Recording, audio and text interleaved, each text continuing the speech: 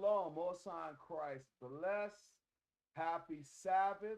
Happy feast of dedication to the 12 tribes of Israel. Brother Raphael, to my right. Brother Benaniah. Today's topic as the Maccabean week continues. Maccabees, mighty men at war. Maccabees, mighty men at war. You know, they have a movie. It's been out quite some time called 300. And when you watch that movie, y'all, understand what's happening. That movie is really depicting our people. They take you, what Esau does, y'all. He takes all these different storylines out of the Bible and put it in their movies. And we watch 300 real closely. You will see how certain little attributes of those men, it mirrors our people. It mirrors, Judas Maccabees. I'm going to go over him today, Lord's will, and show you the exploits that this man and his brethren, what they did and regained the temple. Because the thing about it, y'all, is beautiful. Keep in mind, they representing the so-called blacks and the so-called Hispanics. And in Americans, according to our fathers, we're the 12 tribes of Israel. We are the people that should hold true to this feast. Because this feast commemorates the destruction of our people, caused desolation, abomination, and also shows the great triumph that these men put their lives on the line for. How people had great tribulation, how people died. See, this is the beautiful thing about it. But being able to see this manifest in the scriptures, that's the most important thing. But some of y'all may be new. We just can't say we have Christ and laws, and Christ that be covered. Give me the book of Isaiah, chapter 8 and verse 20. Then give me the book of Joshua, chapter 1, verse 8, brother. Shalom, happy Sabbath. Isaiah chapter 8, verse 20. To the law. The law. So the whole Bible is the law. What we use, everyone, is the 1611 King James Version Bible with the Apocrypha, one of the most accurate Bibles out there. Why? Because it is the close thing to the original text. How do we prove that? Joshua chapter 1, verse 8, brother. Go ahead. Joshua chapter 1, verse 8. This book of the law shall not depart out of thy mouth. So this whole Bible is the law. Read on. But thou shalt meditate therein day and night, ahead, that thou mayest observe to do according to all that is written therein. Mm-hmm. For then thou shalt make thy way prosperous, and then thou shalt have good success. Because true prosperity is being a repentant Israelite with an opportunity to get the kingdom. It isn't always about monetary gain or about materialism. That is the prosperity that we seek.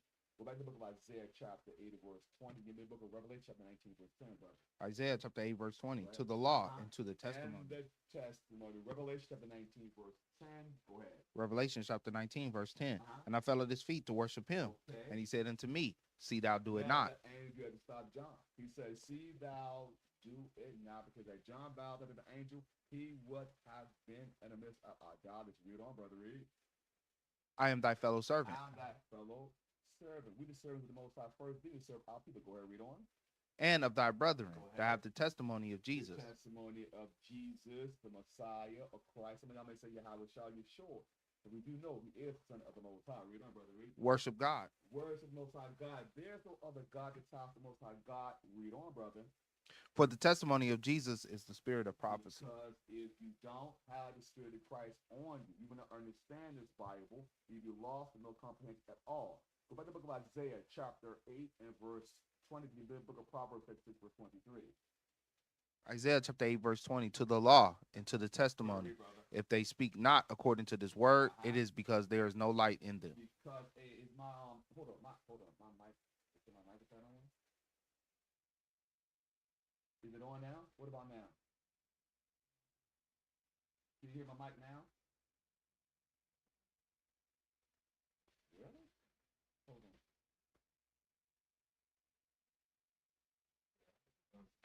Is it on now? Can you hear it now? What about now? Can you hear me now?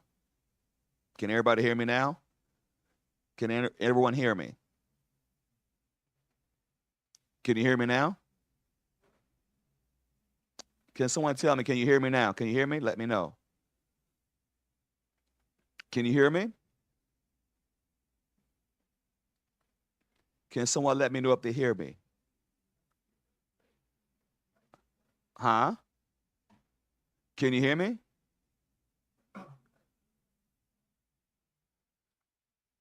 Can everybody hear me? Someone let me know, can you hear me? Huh? Huh?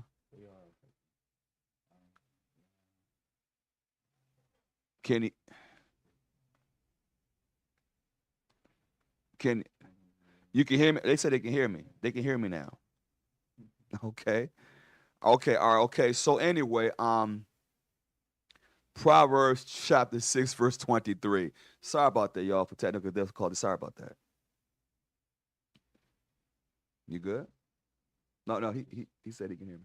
Okay. Yeah, we good. Mm-hmm. Mm-hmm. We good?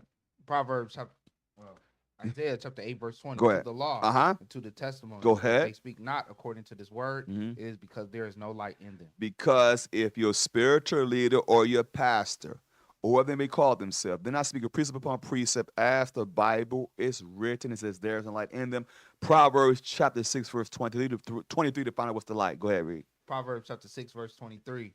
For the commandment is a lamp, Uh-huh. and the law is light. Go ahead. The reproofs of instruction are the way of life. Because the laws coupled with Christ supposed to help you navigate through sin, which is darkness. The example would be, brothers and sisters, if you are a person that loves to lie or steal or cheat, you're supposed to take the commandments to a high level, recognize Christ was a liar, no thief. Therefore, you correct yourself through the commandments in Christ because Christ is the pinnacle of the movement. Now, we're dealing with a man of war. Okay, we're dealing with the men. We dealt with Maccabees last night, how he gave the instructions to his sons to pass the torch to show how to have to keep the fight alive. Because as y'all do know, we talk about the desolate abomination, showing that what's happening, we have to fight against the Greeks. And you have Alexander came in with the 4 generals, and you have Antiochus. So right now we're going to proceed on with Judas Maccabees. But let's just go with the book of Exodus, chapter 15, verse 3. Start with that first. Exodus chapter 15, verse 3. Because, the Lord thy God is behind our people if we're in righteousness. Okay? And as the days of old, we're going to read, let's go to the book of Exodus chapter 15 and verse 3. Exodus chapter 15, verse 3. Go ahead. The Lord is a man of war. The Lord is a man of war. Because at this time, y'all, we celebrate this every year, the Passover. So what was going on at this time, y'all should know this by now, that the Most High utilized Moses to lead our people out of Egypt. I went back here, y'all, to show y'all the history of how the Lord thy God is behind our people. Read, brother, read. The Lord is his name. Uh-huh. Verse 4. Pharaoh's chariots and his host hath he cast into the sea. Mm-hmm. His chosen captains also are drowned in the Red Sea. Uh-huh. The depths have covered them. Mm-hmm. They sank into the bottom as a stone. Uh-huh. Verse 6. Thy right hand, O Lord, is become glorious in power. The what? Thy right hand, O Lord, is become glorious in power. Who was on the right hand, the Most High? Who's on the right? So who's really delivering us from the hands of the enemy? See, things are written aforetime, written for our learning. Okay? So be done with that. Give me 2 Samuel, chapter 22, and verse 29. I'm showing you how throughout history, the Lord raised up these mighty men, and he actually did this with, he used Christ. See, people don't realize Christ comes in the volume of the book. So I want the book of 2 Samuel, chapter 22, verse 29. Because we're going to show you something. All right? 2 Samuel. 2 Samuel chapter 22, verse 29. For thou art my lamp, O Lord, and the Lord will lighten my darkness. He gonna light. So we just read about what the light is, right? Because he's gonna lighten our darkness. Go ahead, read, brother, read. Verse 30. For by thee I have run through a troop. By my God have I leaped over a wall. Did y'all not know this is King David? So it's showing he ran through a troop. See, this is where they get Superman from. Because he ran through a troop. He did what did he do? He leaped over a wall. We read 30? Yeah, go ahead, read. Verse 30. For by thee I have run through a troop. By my God have I leaped over a wall. So he ran through a troop and leaped over a wall. So it's showing y'all what the power the Most High has, and that was in King David. But before they had Moses. Yeah, how the Lord would, utilize Moses to bring forth all the plagues. And also Christ was there too. That's why we think the burning bush was. We think they said with the right hand they prospered. Because once we obedient to the Most High God, he will prosper us even in battle, even in our daily battles. Where we don't read, brother, read. Verse 31. As for God, his way is perfect. His what? His way is perfect. So the Most High's way is perfect. You can't find no fault in the Most High's way. You just can't. Go ahead, read on. The word of the Lord is tried. He is a buckler to all them that trust in him. He is a buckler to all those that trust in him. Go ahead, read on, read, brother. For who is God? Save the Lord. Who is a rock? Save our God. So who is the rock? Save our God. Go ahead, read on. Verse 33. God is my strength and power. He maketh my way perfect. So he maketh my way perfect. So you look at how the Most High had utilized men, righteous men, to do what? To obtain, to get us out of the ways of our enemy. Like he used, like I told you, he used David. You know, we're gonna go over Judas Maccabees. He also used on Samson. Remember he used Samson? All these mighty men he's utilizing, but he's a man of war. That's the point I'm making here. Go ahead, read on, read, brother, read. Verse 34. He maketh my feet like hinds feet. He sitteth me upon high places. Go ahead. Verse 35. He teacheth my hands to war. Whoa, he teacheth my hands to war. He teaches my hands to war. Wow. Isn't that something? Read on, read, brother, read. So that a bow of steel is broken in my arm. He bent steel. That's how strong this man was. True man of steel. All day. The true man is still. From there, give me Psalms chapter 18 and verse 28 now. I'm just showing y'all, our forefathers had great powers.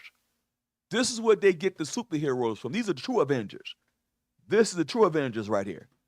And believe you me, the 144,000 gonna be mightier than this. So he making his feet like hinds feet, which means he was faster than a speeding bullet. Be able to leap tall buildings with a single bound. Where'd they get that from? Psalms 18 verse 28. Psalms chapter 18 verse 20. He was in Job.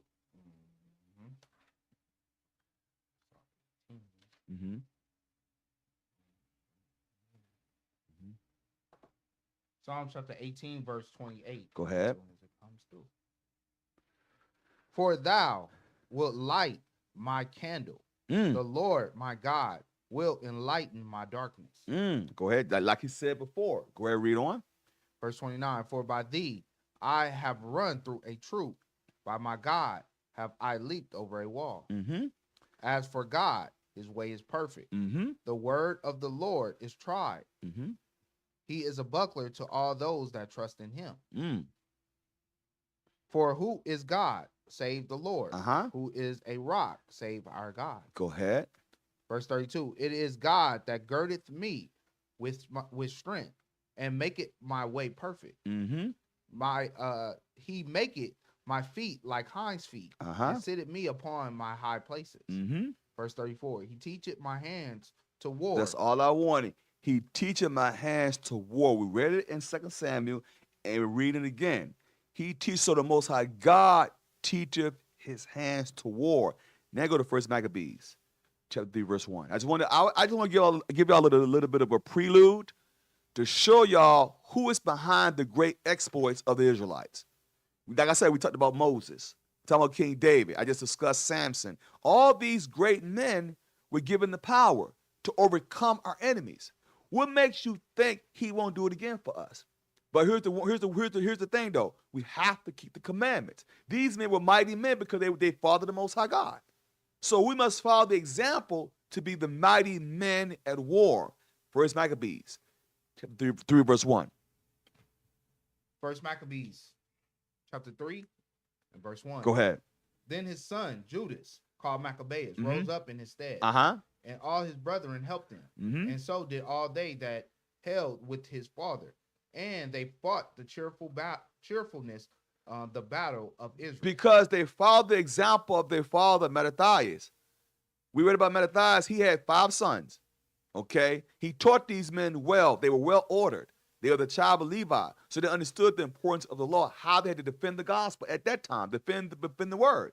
So they fought with cheerfulness. They were passionate about fighting for the law, fighting for our nation. Read on, read, brother, read.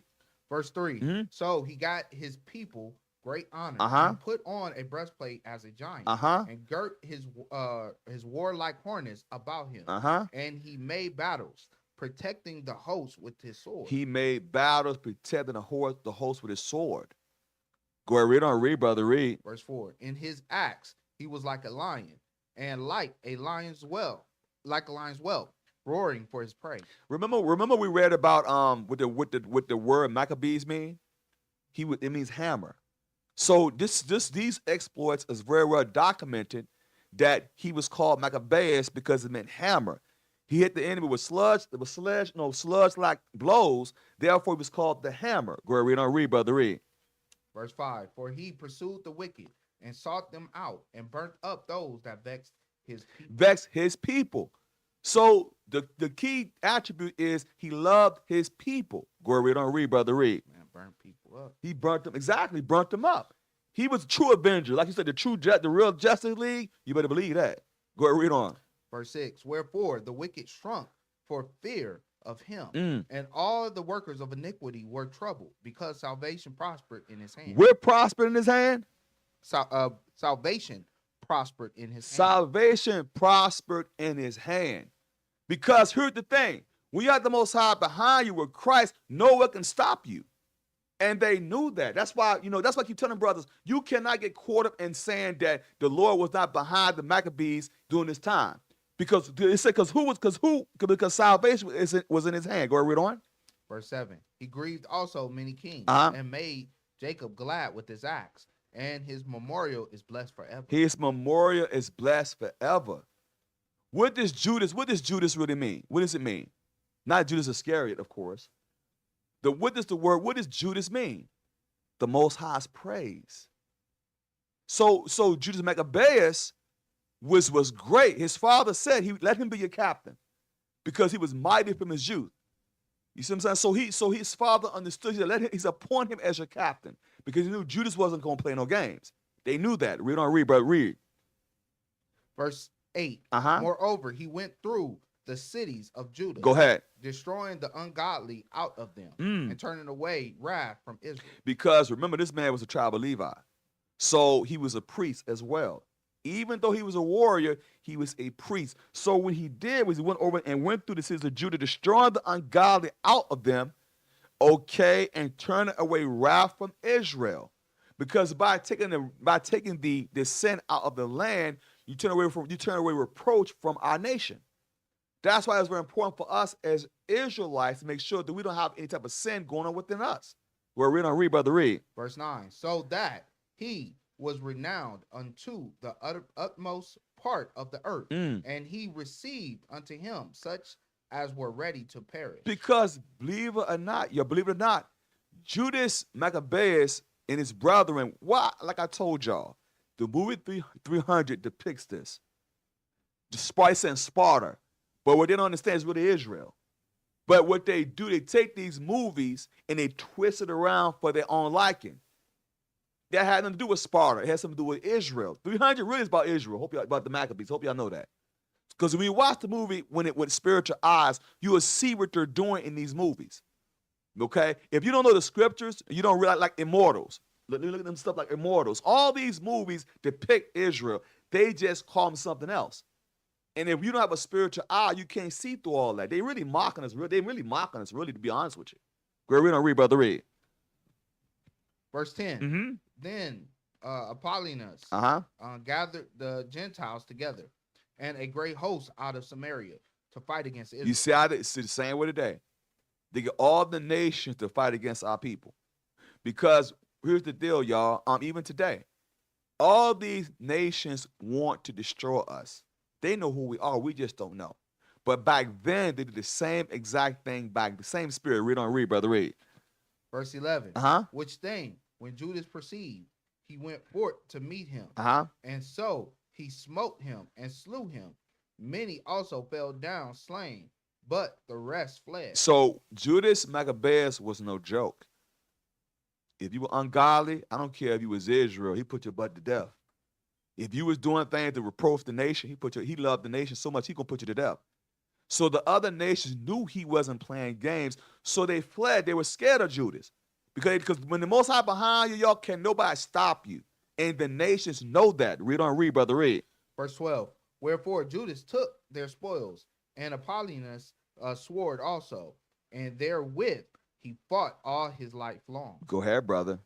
Now, when Saron, a prince of the army of Syria, heard say that Judas had gathered unto him a multitude and company of the faithful to go out with him to war, Go ahead. he said, I will get me a name and honor in the kingdom, for I will go fight with Judas and them that are with him, who despise the king's commandments. So now you want to try to get with Judas and try to get you a name now.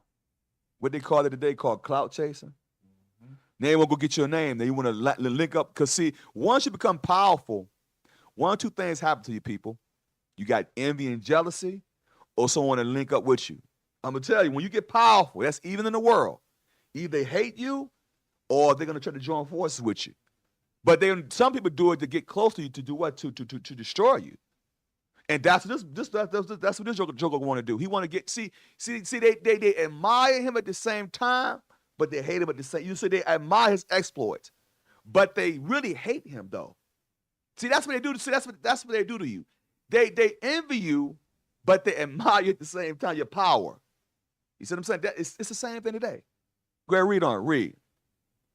Verse 15.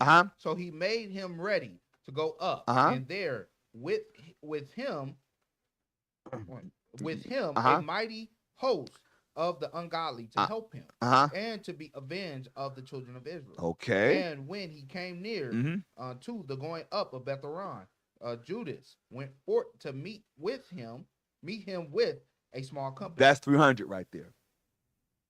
That's 300. There's a small company. Because these are thousands of people trying to fight against Israel. This small company is 300, what you see in the movie. Hope y'all pay attention to that. That's 300. So what they're doing, they see, Judas understood something. He understood if he kept the commandments and kept the charge, the Lord thy God gonna have great victory.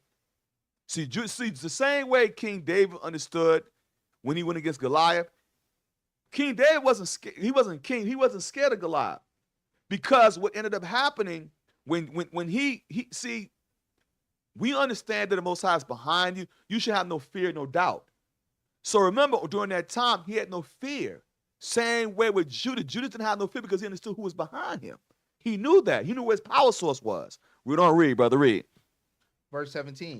Who, when they saw the host coming to meet them, said unto Judas, how shall we be able, being so few, to fight against so great a multitude and so strong, seeing we are ready to faint with fasting all this day? So can you imagine this?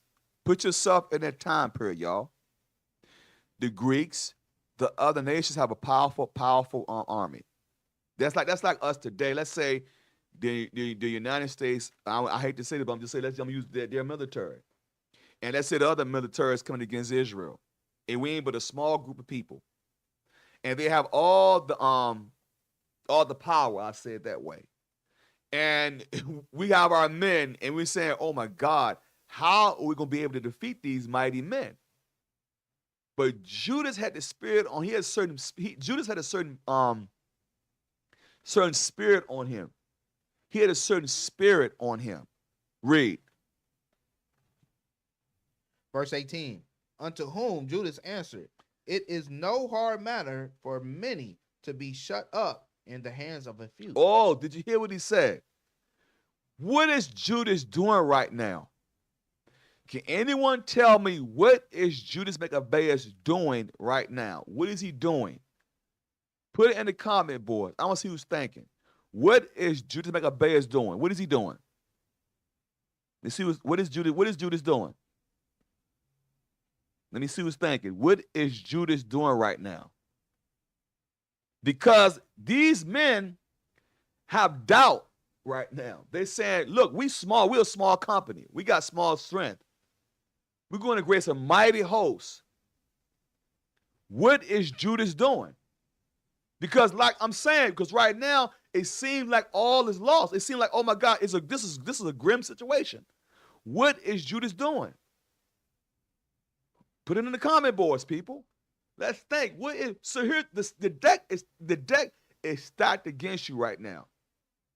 You right now you got men. He's a leader of men. He's a mighty man of war. Okay? Thank you. Exhortation.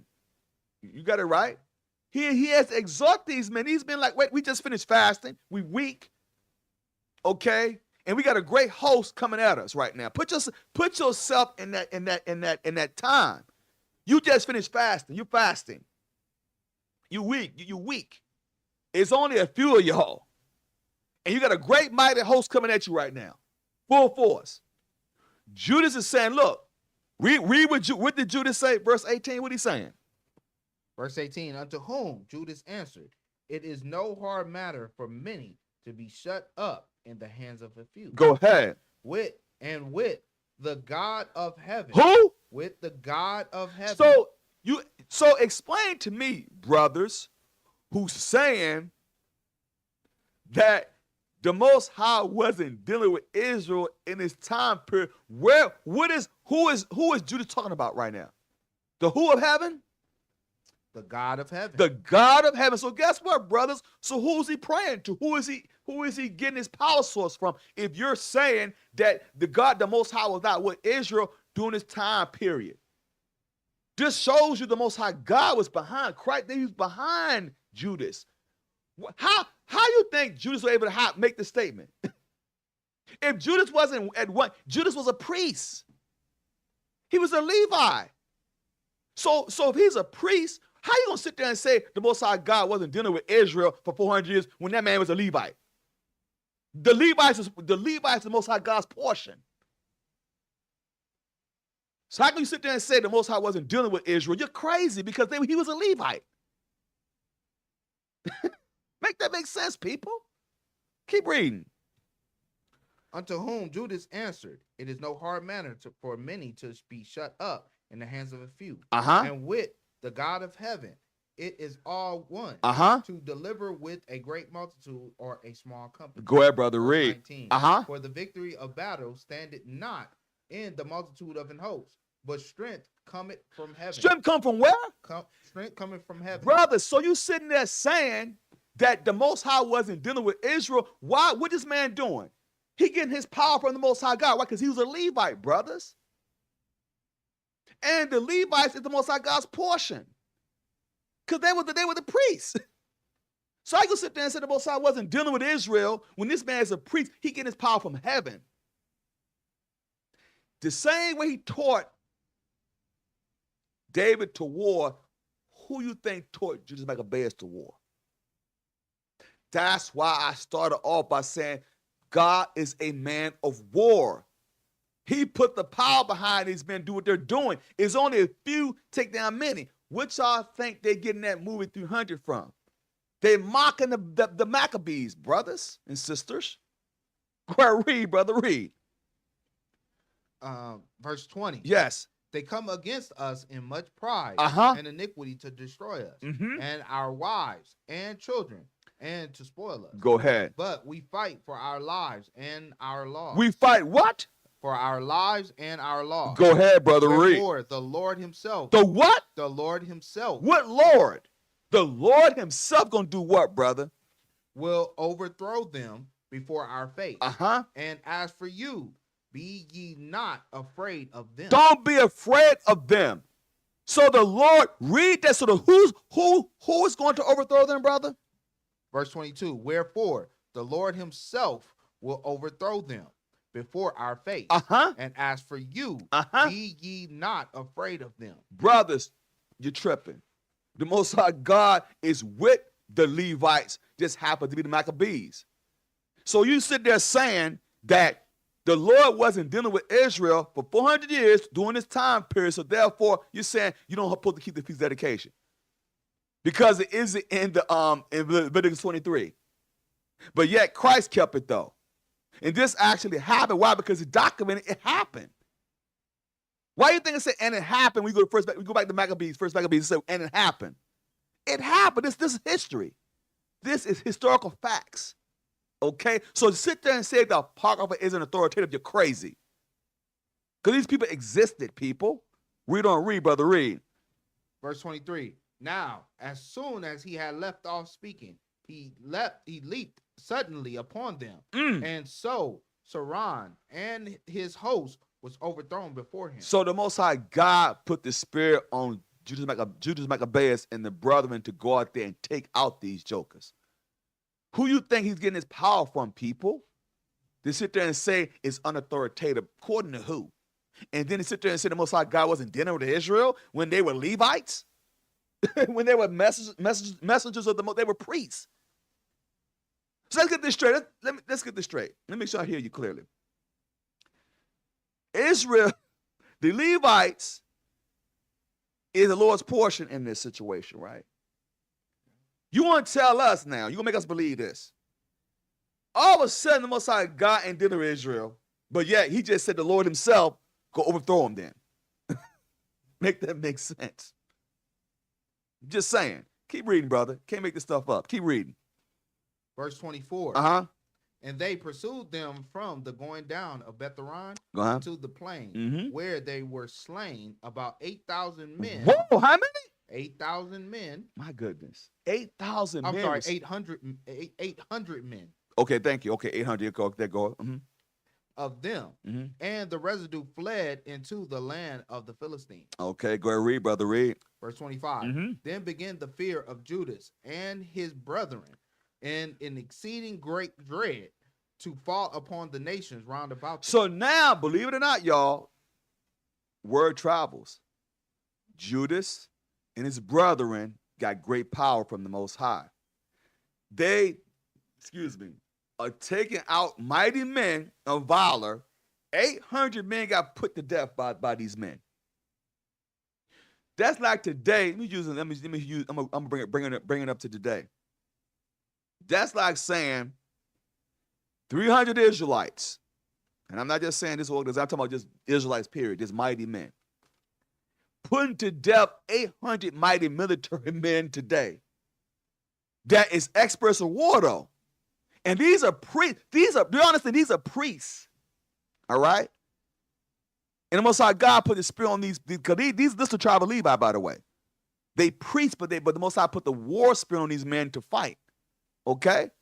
Mattathias, his sons. Okay, Judas Maccabeus. Keep reading, brother, read. And so, verse 26, and so much as his fame came unto the king, and all nations talked of the battles of Judah. You see that? His fame. See, here's the thing. In so much his fame came into the king, and all nations talked of the battles of Judas. They were like, man, did y'all hear about what Judas did to them people, man? This man is mighty. Because like today, word travels. They be like, wait a minute, did you hear about what Judas, those men, they took down these mighty men? Did y'all hear about that? You know what I'm saying? They're like, wait a minute, did y'all hear about what he just did? What they just did? The fame traveled, but see, the king heard it too. And what y'all think the spirit of the king gonna be? Let's find out. Let's find out what the spirit gonna be. Verse 27. Now, when King Antiochus heard these things, he was full of indignation. So now this Edomite heard of the fame of Judas.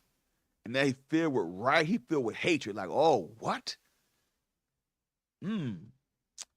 These Israelites gonna try to take us down? Now he angry. He had indignation in him now. Read, brother, read. Wherefore he sent and gathered together all the forces of his realm, even a very strong army. Go ahead. He opened also his treasures and gave his soldiers pay for a year, commanding them to be ready whensoever he should need them. Wow. So Antiochus was filled with so much indignation, so much hatred. He gave his soldiers pay for a year to be on call.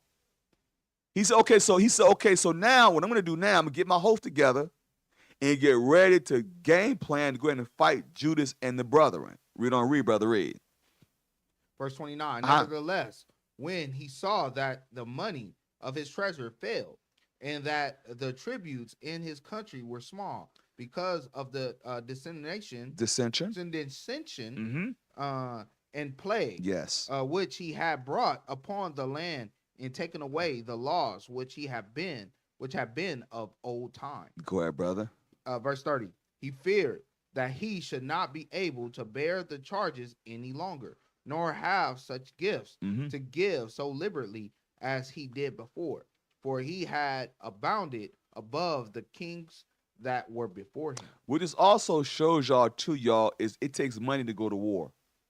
Same way today. Let me use an example. What is America doing today in war? They're funding, giving Israel money to fight a war, and they're giving Ukraine money to fight a war. Whenever you military men know, you have a budget. So what Antiochus is doing, he's paying his soldiers for a year. He's getting all his treasure together because he know he had to fight. See, it takes money to fight, to have men, to fight, to have war machines. It takes money to have that. So what Antiochus is doing, the same way the military does today, a military budget, he's ready to fund funding for war. But he's run out of money. Because as time goes on, the same way with Russia. Russia was was funding to fight Ukraine. And his tributes is dwindling because Judas was, beating the other countries, the other nations. And so now his treasures is going down. So you have no money. Right. But you don't have nobody else to pay you tribute. Right. Everybody dead. Burning people up. So now what he got to do now? Keep reading. Now what does Antiochus have to do now? Because you run out of money now. You take money, you have a budget. So he's running out of his budget is getting crazy. Go ahead, keep reading. Verse 31. Wherefore, being greatly perplexed in his mind, he determined to go into Persia, there to take the tributes of the countries and to gather much money. So what is he doing? He gonna take the purge. He gonna go to take the purge's money to fund his war. That's what Esau does. Esau does that type of stuff, y'all. You saw Esau think? Rob Peter to pay Paul. He gonna go. So now he going to the Persians, take their tribute to fund his daggone war. That's how Esau thinks, everybody. The man is the same way today. Keep reading. The same way today. Verse 32. So he left Lysias, a noble man, and one of the blood royal, to oversee the affairs of the king from the river Euphrates unto the borders of Egypt. Go ahead. And to bring up his son Antiochus until he came again. Go ahead. Moreover, he delivered unto him the half of his forces and the elephants, and he gave him charge of all things that he would have done, as also concerning them that dwelt in Judah and Jerusalem. So now he's got all his army, and at this time, if you had elephants was like they were like, if you had elephants, you had a great army because the elephants are very powerful, and they were like, we called them. They were at the time were like war machines. Even though they were animals, they were yes. So if you had elephants, and had if you could master the elephants, you were skillful. You had a great military at this time. See what I'm saying? So he was great with elephants at that time. Where we don't read, brother, read. Verse 35. To wit, that he should send an army against them. Go ahead.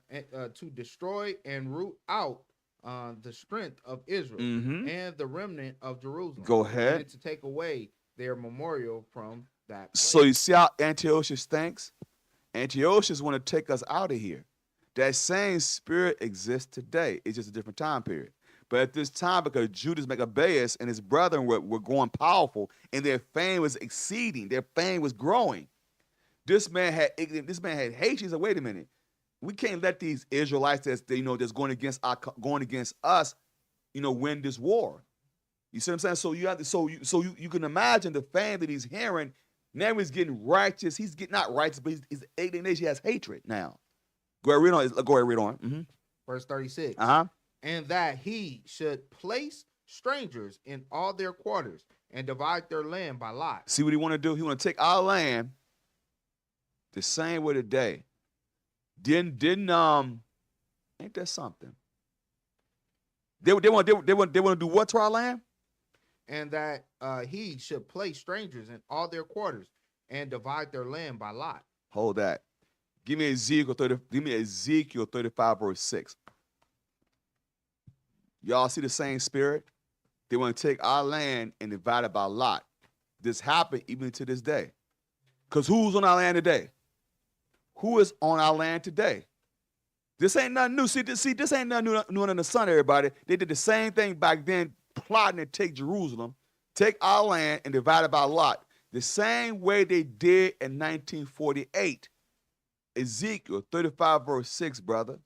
Ezekiel chapter 35 verse 6. Therefore, as I live, saith the Lord God, I will prepare thee unto blood, and blood shall pursue thee. Is that Ezekiel 35 verse 6? Yeah. Ezekiel 35 verse 6? I mean, verse 5, excuse me, Ezekiel 36 verse 5. I'm sorry. My mistake, Ezekiel 36 verse 5. My mistake. I'm sorry. That was, I had something on my mind. Ezekiel chapter 36 verse 5. Thus saith the Lord God, surely in the fire of my jealousy. That's what I wanted. Have I spoken against the residue of the heathen. So residue of the heathen. So the heathen would be, like you, Michael, you're correct, the fake Jews. This is a prophecy. But it also goes back to this time period too. Same spirit, different time. Read on read. And against all Idumea. So Idumea is Greek. Isn't it funny? That's Greek for Edom. That's a Greek word. Idumea is a Greek word for Edom. Who are we talking about right now? The Greeks. So actually it kind of coincides with the same spirit, same nation. Read on read, brother, read. Which have appointed my land. They appointed. How they do that? In 1948, they took the land and called the Jewish state. Read on read, brother, read. Into their possession. With the joy of all their hearts. Because the joy of all their hearts was meaning they want to take it for themselves and say Israel belongs to me, which Israel doesn't belong to you. Read on read, brother, read. With despiteful minds. Go ahead. Cast out for a prey. So if it cast out for a prey, they got all these people coming back to call the law of return, having people come to Israel. They don't even supposed to be there, saying, "Oh, you're Israel. You are a Jew. How can you be?" Let me tell y'all something. How can you take a man, Judah, and make a religion out of him? Judah is a man. You call him a Jew. So a Chinese man can come to Israel and say, "You know what? I'm a Jew." By religion, when Judah was a man. That doesn't make sense. They take it called Judaism. Judah was the fourth son of Israel. How can you take a man and make a religion out of him? Make that make sense to me. But that's what they're doing. Go back to where we're at in Maccabees. Okay, I just want to make that point. I think with Maccabees first, Maccabees chapter 3, I think it was verse 37. Okay, read it one more time. I'm going to reread. Yes, 36. sir. Yes, sir. Verse 36. And that he should place strangers in all their quarters and divide their land by lot. Go ahead. So the king took the half of the forces that remained and departed from Antioch. Antioch. Ain't there something? Some of these churches called Antioch. Not realizing it's the root word of Antiochus. Why would you put Antioch on your church when Antiochus hated the Israelites? Make that make sense. Antioch. Go ahead, read on. His royal city, the 147th year, and having passed the river Euphrates, he went through the high countries. Go ahead. Then Lysaeus chose Ptolemy, the son of Dormes, and Nicanor, and Gorgas, mighty men of the king's friends. So at some point, y'all, we're going to go over the destruction of Nicanor, one of the feast days, but Nicanor is one of our enemies as well. So his name in there. So when we do the destruction of Nicanor, we will go over that Lord's will. Where we don't read, brother, read. Verse 39. And with them he sent 40,000 footmen and 7,000 horsemen to go into the land of Judah and to destroy it, as the kings commanded. So they went forth with all their power and came and pitched by Emmaus in the plain country. And the merchants of the country, hearing the fame of them, took silver and gold very much with servants, and came into the camp to buy the children of Israel for slaves. Whoa, to buy them what? To buy the children of Israel for slaves. That's showing y'all something, y'all. To buy us. They were putting us in slavery at this time. Ain't that something? Read on, brother. Read. A power also of Syria and of the land of the Philistines joined themselves unto them. Go ahead. Now, when Judas and his brethren saw the miseries were multiplied, and that the forces did encamp themselves in their borders, for they knew how the king had given commandment to destroy the people and utterly abolish them. So here's the thing. So now the men are feeling distressed because they heard that the nations are against Israel. So Judas, being the leader that he has to show forth strength now. Because now, you're in a dire situation, because now you got these people, these mighty men of war coming at Israel who are very few. Go read, brother, read. Verse 43, they said one to another, let us restore the decayed estate of our people, and let us fight for our people and the sanctuary. Fight for our people and our sanctuary. The same way today, I'm going to say it again, we got various Israelite camps out here. I would not go against my brethren, even though we have differences. We got Israel. So if the nations come against one of us, they come against all of us. We might disagree. But I'm not going to go against my brethren for what? They hate us all, everybody. They hate this movement. I don't care if it's us, I don't care if it's other brothers. I don't care who it is. We all Israel. We might have differences. We might came fellowship together. We have different doctrines. But when it comes as a nation, I'm not going to turn my back on my nation and deliver you. That's what we're saying. They hate us all, okay? I don't care what name your camp is, what you claiming. They hate you all. We're a nation within a nation. Read. Verse 44. Then was the congregation gathered together, that they might be ready for battle, that they might pray and ask mercy and compassion. Who are they praying to? If the Most High wasn't dealing with Israel, who are they praying to, brothers? Because if you're telling me that the Most High wasn't dealing with Israel during this time period, you're crazy. Because if Judas Maccabees said our power comes from the God of heaven, and then our people, the congregation of Israel, is praying to the Most High, why would you even say that they Levites, for goodness sakes? Read on, brother, read. Verse 45.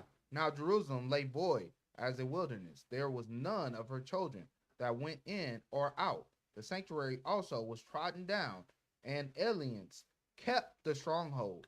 The heathen what kept the stronghold? And aliens kept the stronghold. Those are illegal aliens in our land. How about that? They were illegal aliens in our land. They were aliens. They wasn't even supposed to be there. Same, they got aliens right now in Jerusalem. Right now, shouldn't even be there. Same spirit, different time, everybody. What the Bible say? Go ahead. The heathen had their habitation in that place, and joy was taken from Jacob, and the pipe with the harp ceased. When it says, verse 45, see who's thinking. When it says, now Jerusalem lay void as a wilderness, there was none of her children that went in or out the sanctuary. Also trodden down. Because at this time, this is what we couldn't do. Because it was occupied by aliens, right? We couldn't do this. Give me Deuteronomy chapter 16, verse 16. Because remember it says, now Jerusalem lay void as a wilderness. There was none of her children that went in or out of the sanctuary. In or out of the sanctuary. In or out of the sanctuary. It says, and the aliens kept the stronghold. The heathen had their habitation in that place. And just so what was happening had occupation of the aliens there, other nations.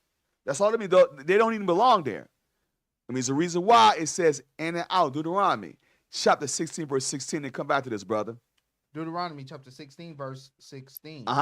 3 times in a year shall all mills appear before the Lord thy God in the place where he shall choose. The place where he should choose Jerusalem, everybody. If you have to notice, at the time, we had to go 3 times a year to go to Jerusalem for the major feasts. That's why we couldn't do that, because at this time, our land was being trodden down the Gentiles. So we couldn't do this. Read it. Go ahead, read. In the feast of unleavened bread. Which is Passover. The feast of unleavened bread is Passover. Read on. And in the feast of weeks. The feast of weeks is what? It's Pentecost. You know, it's the first fruits, the feast of weeks. Read on. And in the feast of tabernacles. The feast of tabernacles. So during this time, let's go back to First Maccabees, chapter 3, verse 45 again. So we couldn't do that because it was being occupied by aliens, by strangers. The other day, primarily right now, the Greeks came in and defiled the temple, so we couldn't do these feasts because it was being occupied by strangers. Go ahead, read on. Verse 45. Now Jerusalem lay void as a wilderness. There was none of her children that went in or out. The sanctuary also was trodden down, and aliens kept the stronghold. Aliens kept the stronghold. They wasn't even supposed to be there. Go ahead, read on, read. The heathen had their habitation in that place. And joy was taken from Jacob. And the pipe with the harp ceased. And when it said the pipe with the harp ceased, because remember something, we had great joy during the feast days. When we had the feast days, we piped and the harp, we had songs, we had beautiful things going on. But because we got trodden down, that's why we couldn't do it. Why? Because aliens, the strangers, primarily the Greeks came in and defiled the temple. Therefore, we couldn't even do that no more. We don't read, brother, read. Verse 46. Wherefore the Israelites assembled themselves together and came to Mizpah over against Jerusalem. For in Mizpah was the place where they prayed aforetime in Israel. Who are they praying to? If the Lord thy God wasn't with Israel, who are they praying to, everybody? Because if the Most High was not with Israel, who are they getting their strength from? Who is giving them the great victory? Okay? Go ahead, read on, brother. Verse 47. Then they fasted that day and put on sackcloth and ashes upon their heads and rent their clothes. Go ahead. And laid open the book of the law, wherein the heathen had sought to paint the likeness of their images. Because even back then, everybody, once they got their hands on our laws and our artifacts, they wanted to change history. They changed the images the same way they would Caesar Borgia years later after this. They did the same thing during the Renaissance, during the 1400s. They led, when you look at the book, when you get the book on Russian icons, it shows a picture. When we have our intro, it shows a picture of the daggone so-called Jews. We write they painting the pictures of our artifacts. They were doing it back then. Ain't nothing new under the sun, everybody. They did the same thing back then. They want to whitewash everything. And also now, y'all, if you don't pay attention, they want to actually take the history complete out the books. The same spirit today. Same spirit, different time. Go ahead, read, brother, read. Verse 49. They brought also the priests' garments, and the first fruits, and the tithes, and the Nazarites they stirred up, who had accomplished their day. You see what's happening? They brought also the priest's garments, and the first fruits, and the tithes. And the Nazarites they stirred up. Why? Because the Nazarites had to vow with Nazarite. They had to, they couldn't, they had to keep their hair, growing. They couldn't, they didn't cut the hair. They didn't drink anything of the vine. They didn't have anything that's unclean in them. But they couldn't do that properly because this is what they were going through. They stirred them up. Go ahead, read on. Verse 50. Then cried they with a loud voice towards heaven, saying, what shall we do with these? And whither shall we carry them away? Go ahead, For brother. thy sanctuary is trodden down and profane, and thy priests are in heaviness and brought low. Because now what's happening, now they're praying to the Most High God and asking him, Lord, help us. Because this is what's happening to our people. Okay? Go ahead, read, brother. Verse 52. And lo, the heathen are assembled together against us to destroy us. What things they imagine against us, thou knowest. So now we're worried because now we feel like we're being outnumbered. We feel the Most High God is against. He's not really going to be with us. So right now we're struggling. Okay? We're crying out to heaven. Help us, Lord, because we're going through a lot. Go ahead, read on. Verse 53. How shall we abide to stand against them? Except thou, O God, be our help. Oh God, be our help. So who is helping us? We ask for help from the Most High. Go ahead, read on. Then sounded they with trumpets and cried with a loud voice. And after this, Judas ordained captains over the people, even captains over thousands, captain over hundreds, and over fifties, and over tens. But as for such as were building houses, or had betrothed wives, or were planting vineyards, or were fearful, those he commanded that they should return, every man to his house, according to the law. So here's the thing. Just pay attention to this. So what he's saying is this. Then sounded they with trumpets and cried with a loud voice. So at this time, we had trumpets is ready for war. Remember how we did the trumpets before? You had the different trumpets for feasts and different trumpets for war. In this context, is for war. So what it's saying is, okay, after this, Judas ordained captains over the people, even captains over thousands and over hundreds, and over fifties and over tens. So that's where we get captains from in organizations for structure purposes. In this context, for war. So in organizations, you might have different organizations that have captains and leaders or whatever the case may be, but they get there from this because it establishes order. That's all. It just denotes order, and that way you have everything structured off. But in this context, they were really about to go to war. So the captains and whatever the case may be, they were ready for war for real. Okay, it wasn't how we do organizations where we have captains, soldiers, whatever the case may be. This ain't nothing. This is real. This is the real deal right here. Go ahead, read, brother, read. Verse 57, so the camp removed and pitched upon the south side of Emmaus. So the camp. Go ahead, read on. Verse 58, and Judas said, arm yourselves and be valiant men. And see. Also, too, brothers, it also tells you, too, when I go back to verse 56, right? Read verse 56 again for it. I'm going to point some things out right quick, brother. Watch this. Go ahead, read. Verse 56, but as for such as were building houses. So if you were building houses, which means, let's say, you just got married, right? Okay, you just got married to your wife. You, at this time, were given a year to cheer your wife up to build houses and establish a family. So you wasn't permitted to go to war at this time. That's why I even said in camp, brothers, I said, okay, how can you go to war and do the work and you keep worrying about all these different women? You said, I was saying to just use a point because at this time, y'all, you had a year to cheer your wife up to build houses, to establish a family. Go ahead, read on. Or had betrothed wives. See, at betrothed wives. So if you were betrothed a wife, they said, no, don't go to war because you have to build your family. Go ahead, read on. Or we're planting vineyards. So because you're establishing your family, your house, your betrothed, your wife. Okay, go ahead, read on. Or we're fearful. Or we're what? Or we're fearful. Because if you were fearful, if you was a coward, you couldn't go to war. Listen, if you're fearful, we cannot use you in battle. Because you become a liability. If let's say we take you to war, right? Say we in war, and you're scared, you're gonna get people killed. You know what I'm saying? Same way we go to camp. We go to camp, man. You scared of the people. You get shook. Now go home, man. We can't have you out there because you're gonna get us killed. Because you can't be. Listen, man. I'm not saying go out to camp looking for trouble. What I am saying, you cannot be fearful. Because if you're fearful, you get us killed out there, man. Same way in war. You couldn't be a coward and go to war. That's why he said fearful. Stay home. Go ahead, read. Or were fearful.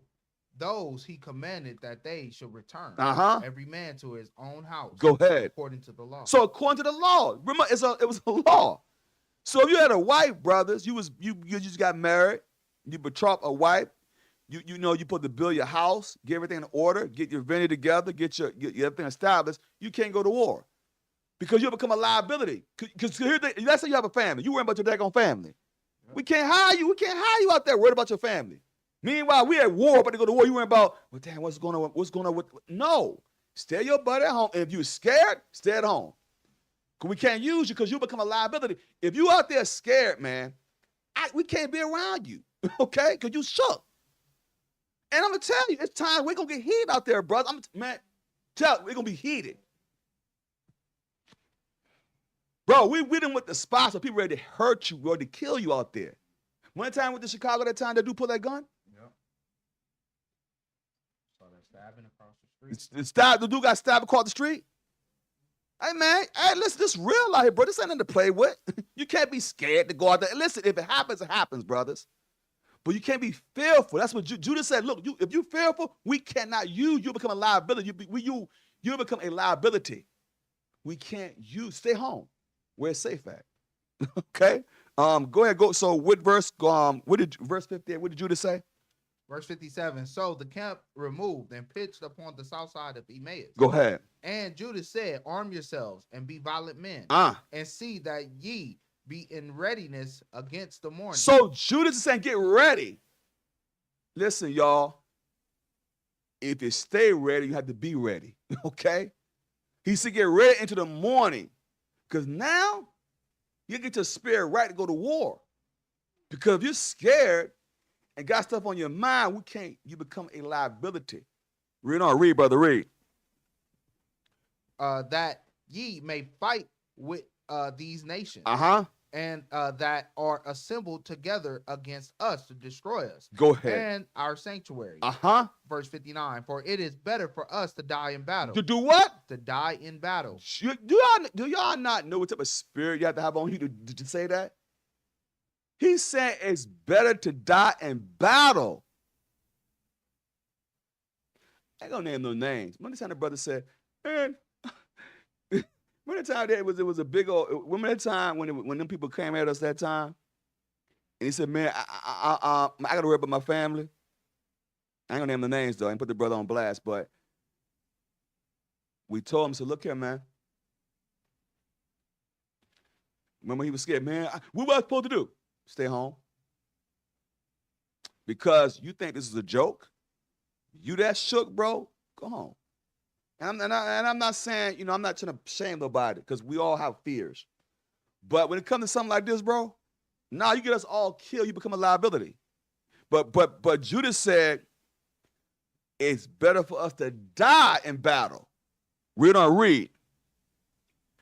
For it is better for us to die in battle than to behold the calamities of our people and our sanctuary. Verse 60. Nevertheless, as the will of God is in heaven, so let him do. As the will of God in heaven, so let him do. So let him do. Ain't that something? So let him do. Go to the next chapter. Because I want to show something about something. Oh my goodness. Lord have mercy, Jesus. I want you to go to verse. I want you to go to shucks, because I don't want to go too far on it, because we're going to spread this out. Go to shucks.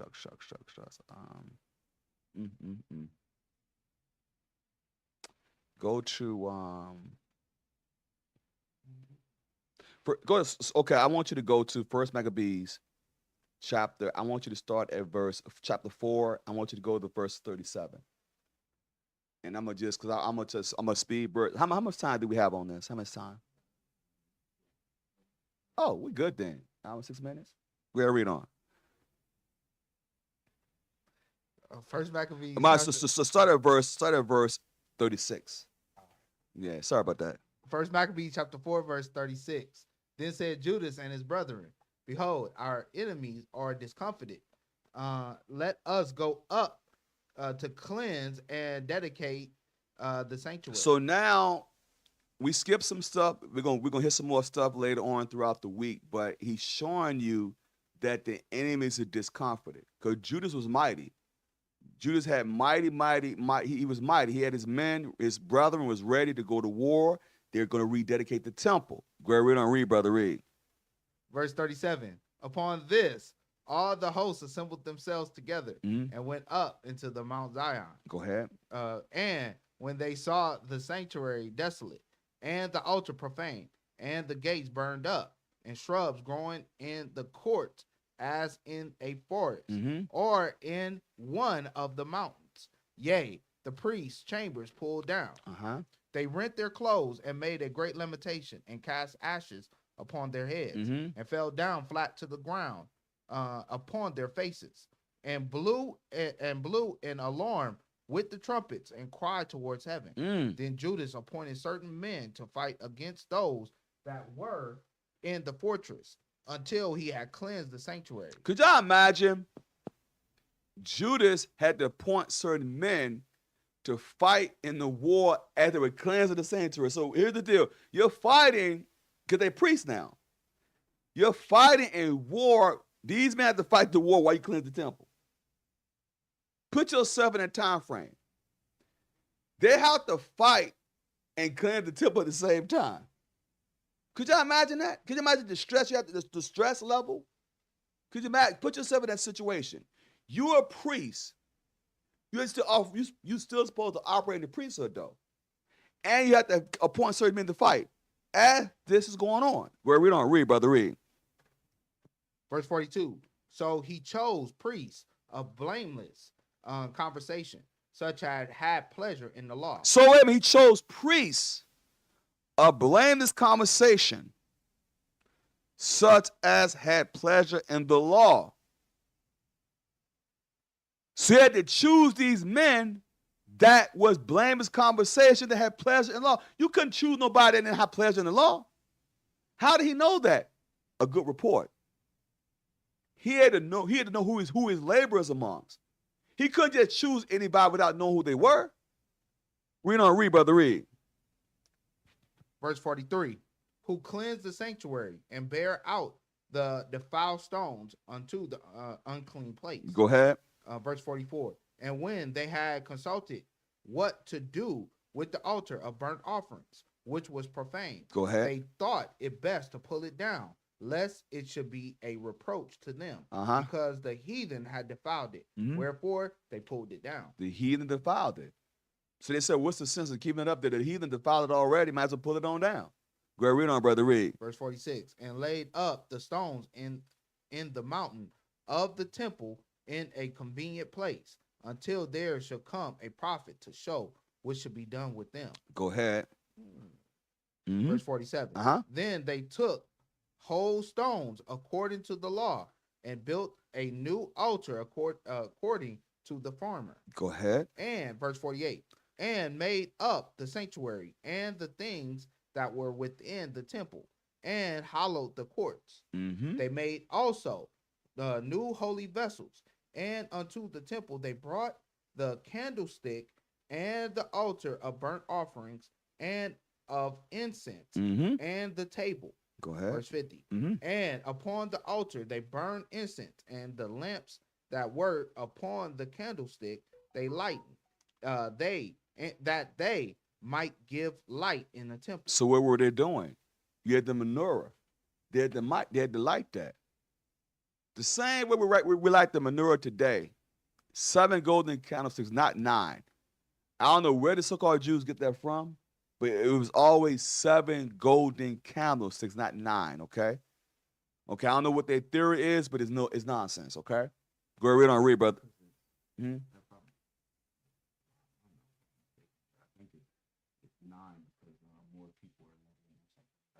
Okay. It's crazy. It's foolish what it is. Yeah, it was foolish. They talking about some 9. It's crazy. Go ahead, read on, bro. It's foolish. Go ahead, read on. 51. Furthermore, they set the loaves upon the table and spread out the veils and furnished and finished all the works which they had begun to make. Now on the 25th day of the month, 9th month, which is called the month Caslu, in the 148th year, they rose up betimes in the morning and offered sacrifice according to the law upon the new altar of burnt offerings, which they had made. Verse 54.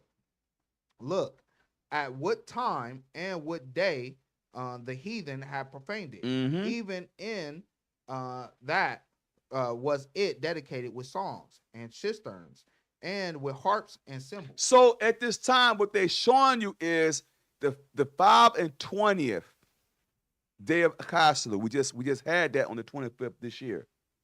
So That's why every year we commemorate of the 9th month the dedication of the temple. All right? And we do it according to the law. It's patterned after tabernacles because tabernacles is an 8-day feast, okay? And the same way with this feast is an 8-day feast. So what they're showing you is how it's been ordained. Brothers want to always say because this isn't in the Leviticus 23, it is ordained by God. It is. You want to know why it's ordained by God? Because they the priests. Who you think they're getting the instructions from how to ordain this? Because if Christ kept it, Christ was the high priest, wasn't he? And Christ kept it. So what makes you think we shouldn't keep it? The way it is written. And it says, and look at what time and day the heathen had profaned it. Even and that was it dedicated with songs. Like we have songs and we had people can have a good time. And cisterns and lamps. Harps and cymbals. Go ahead, read on. Verse 55. Then all the people fell upon their faces, worshiping and praising God of heaven, who had given them good success. Go ahead. And so they kept the dedication of the altar 8 days. What? How many days? 8 days. Go ahead. And offer burnt offerings with gladness, and sacrifice the sacrifice of deliverance and praise. Go ahead. They decked also the forefront of the temple with crowns of gold. Wait a minute. What did they do? They decked it with what? They decked also the forefront of the temple with crowns of gold. So why can't you deck your, let's say you want to deck your house, right? And you want to put Happy Hanukkah, you want to put menorahs, you want to do that and put some stuff in your yard. Why not? Weren't they doing this during the time of the Greek? Weren't they doing it at the time of the Maccabees? They were beautifying their house, beautifying. You see what I'm saying? So what make you think you can't do this with mirth and gladness? Giving gifts. What's wrong with that? There's nothing wrong with that. It ain't pagan. That's what they were doing. Go ahead, read, brother, read. And with shields and the gates of the chambers they renewed and hang doors upon them. Go ahead, brother. Thus they were very great gladness among the people.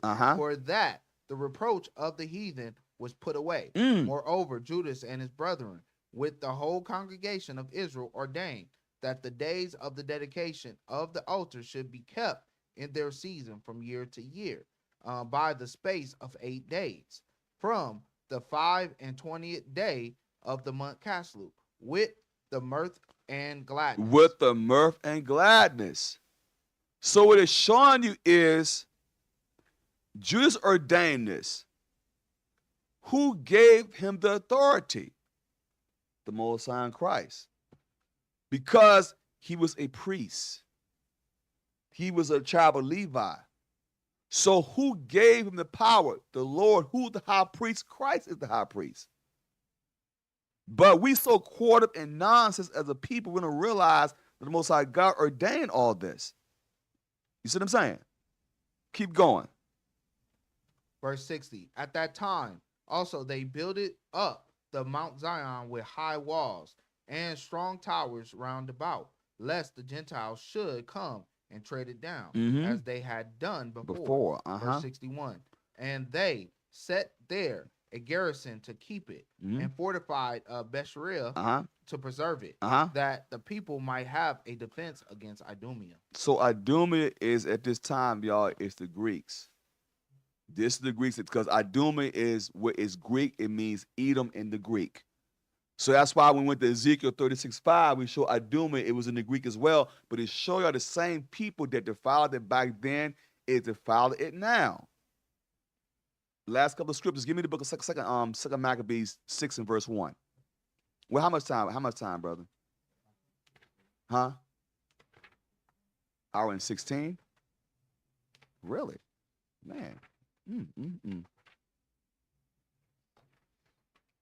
Second Maccabees chapter 6, start at verse 1, brother. Second Maccabees chapter 6, verse 1. Not long after this, the king sent an old man of Athens to compel the Jews to depart from the laws of their God, from the laws of their fathers, and not to live after the laws of God. So it's the same way today. When y'all look at, like, let's take Christianity, for example. They want to stop us from keeping commandments, right? and they tell you the law is done away with. So that same spirit back then says, not long after this, the king sent an old man of Athens to compel the Jews. When it says compel, y'all, it means to confuse you, to compel you, or not to confuse, but to make you.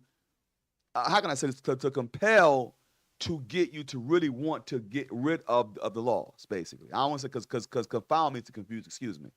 They want to compel the Jews, right, to depart from our law, from the laws of their fathers, and not to live out the laws of God. So what they want us to do is to get away from the law. The same way today. Why are they saying that? Give me Judith, chapter 5, instead of verse 17.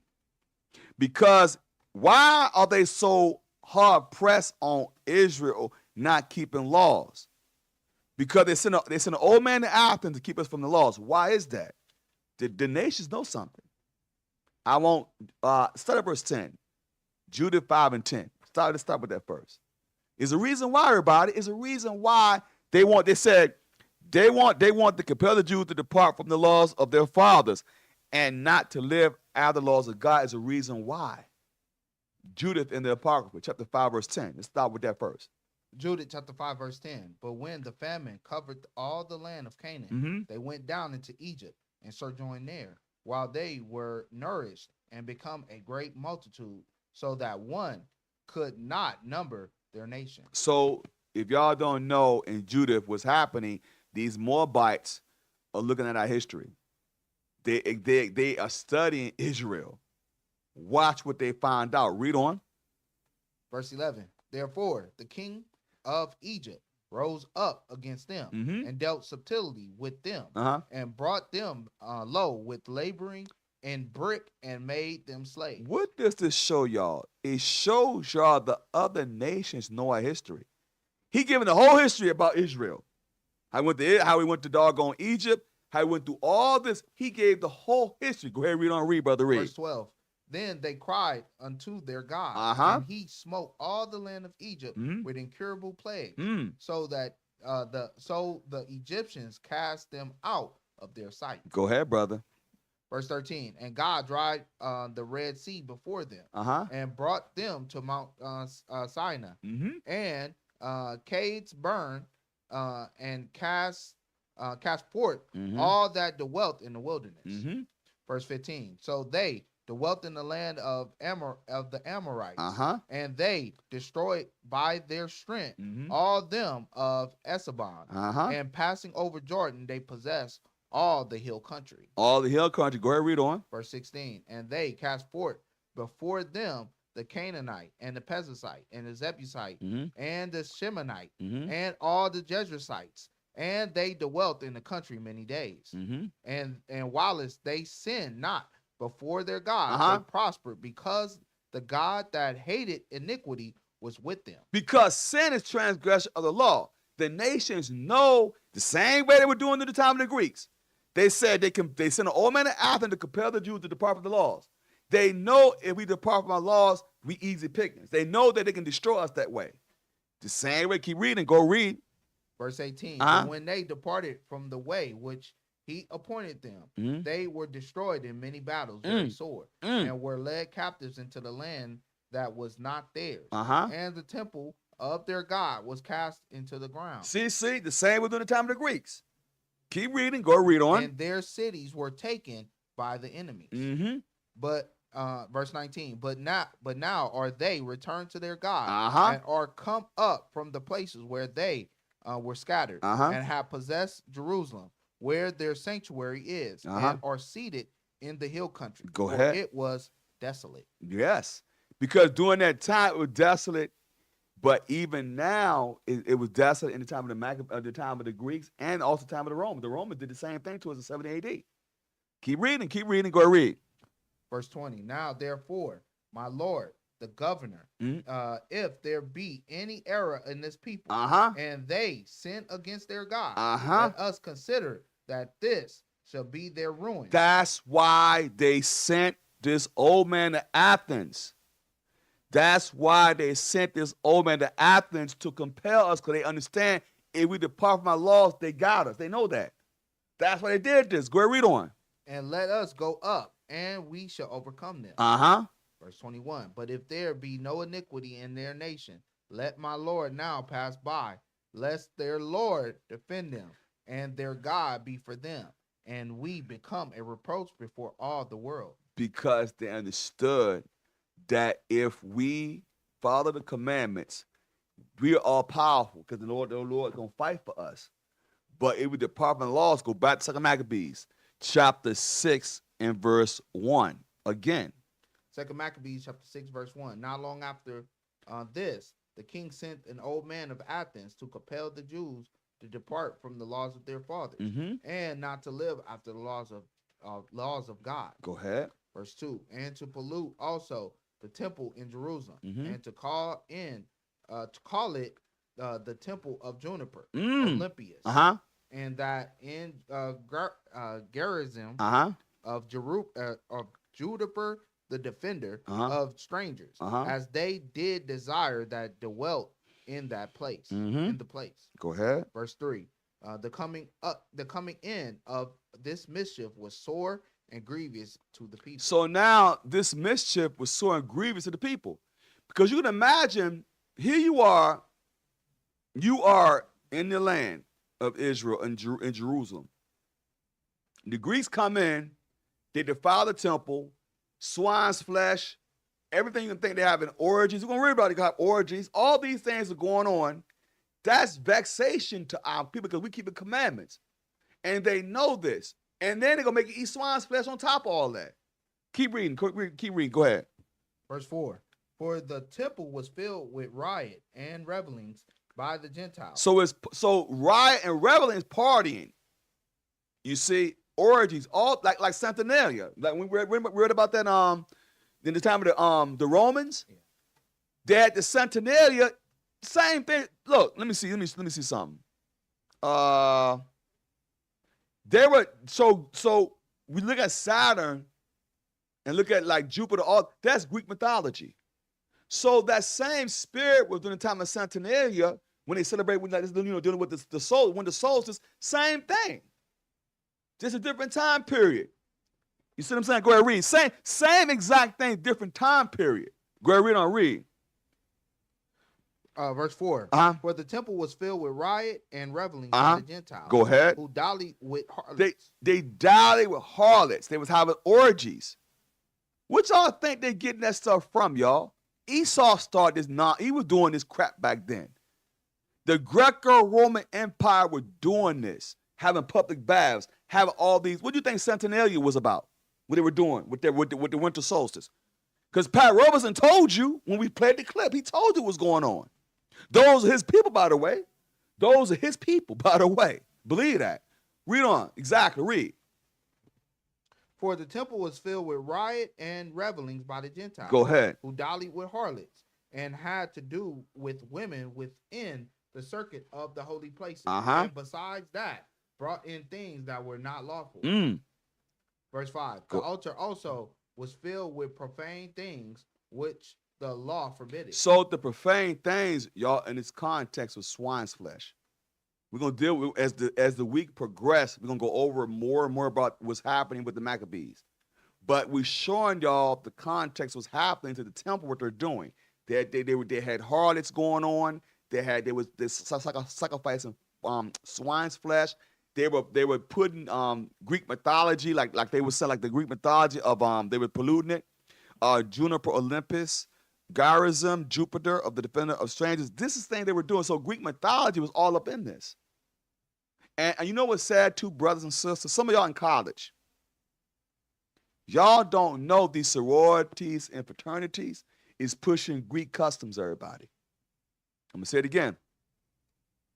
Brothers and sisters, in these fraternities and sororities, what you're doing inadvertently and directly, you are celebrating the customs of the Greeks that destroyed your people.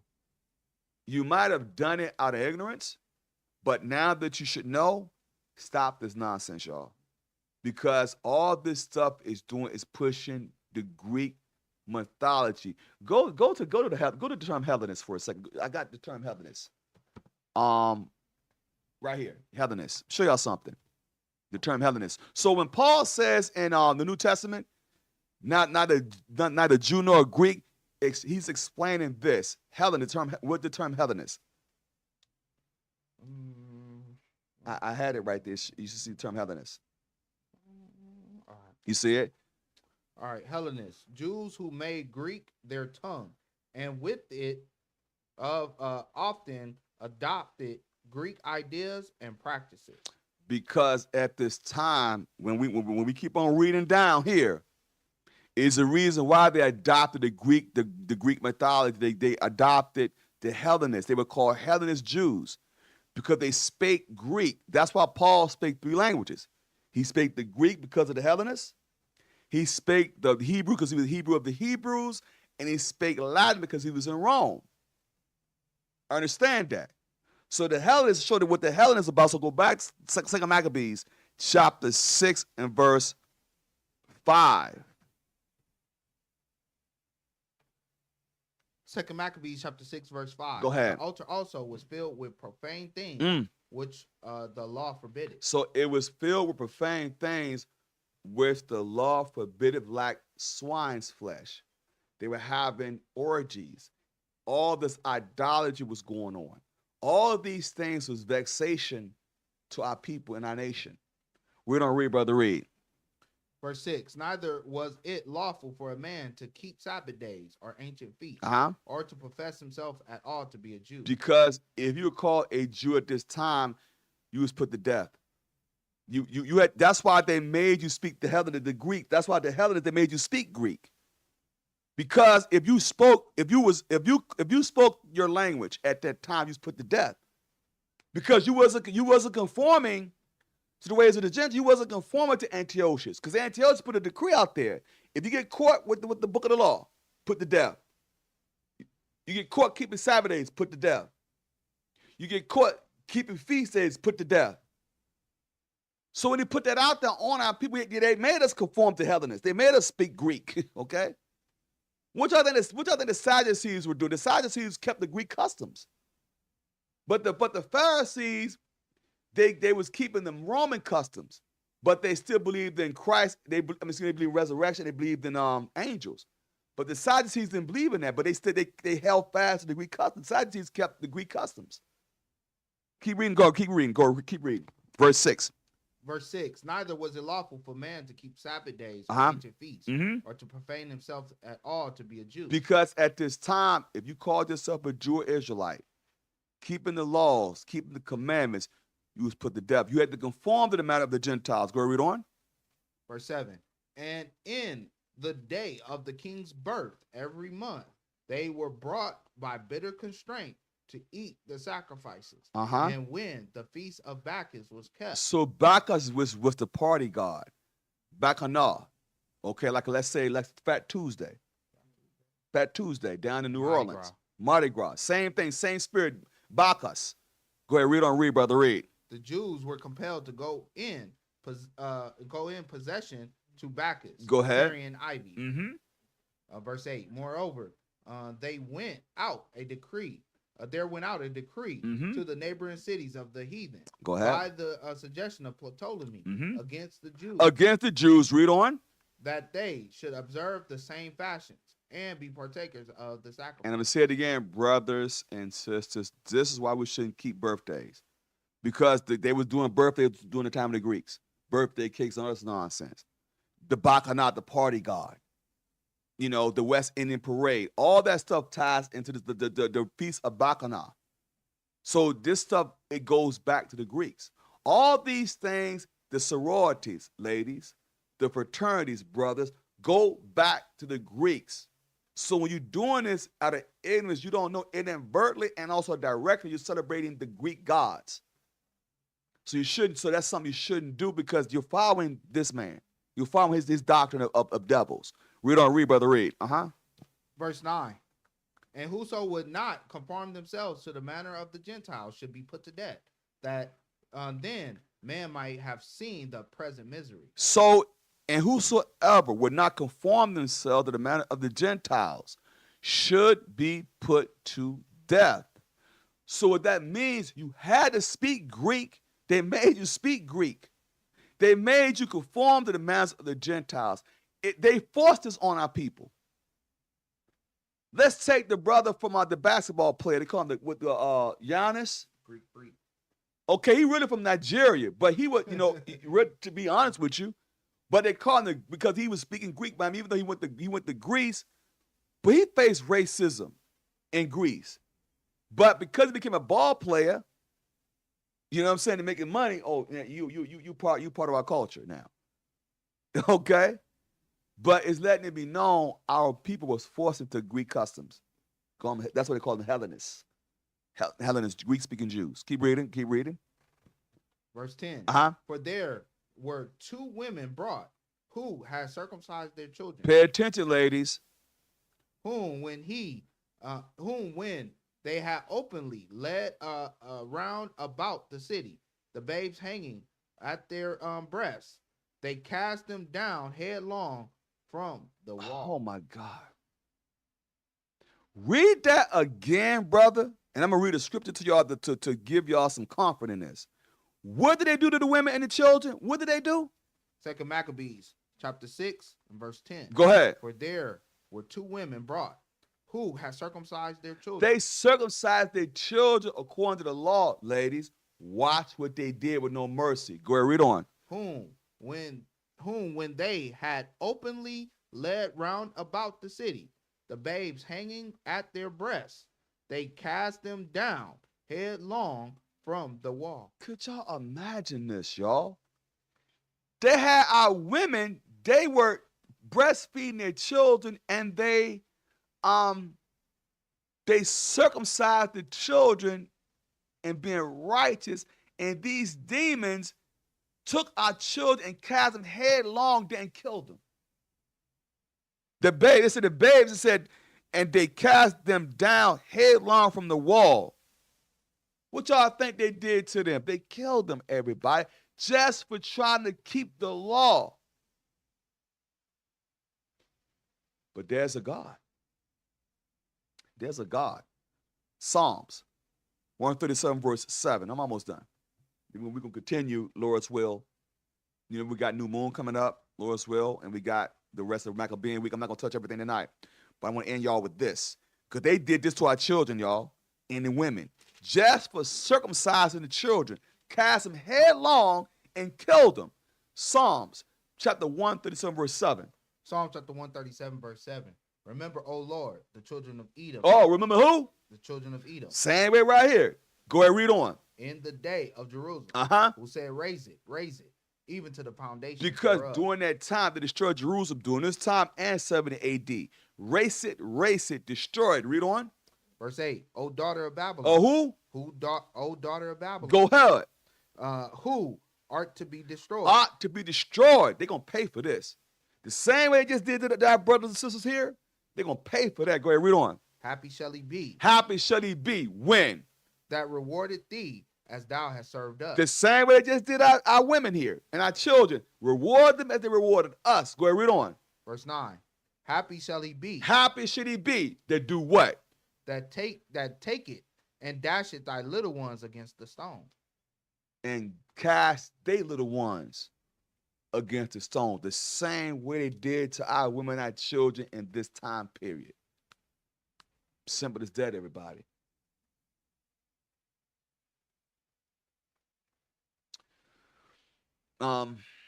Give me.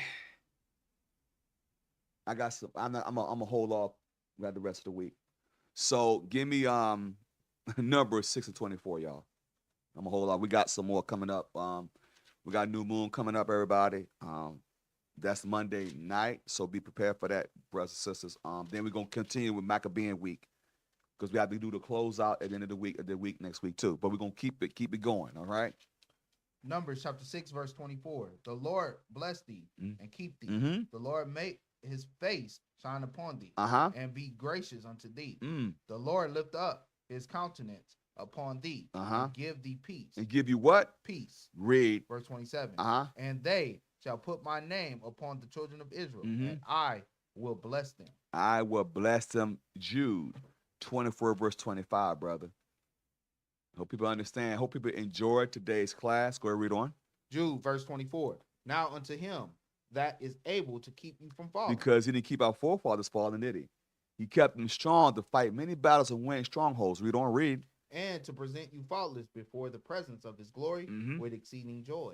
Verse 25. To the only wise God, our Savior, be glory and majesty, dominion and power, both now and ever. Amen. 1 Peter chapter 2, verse 21.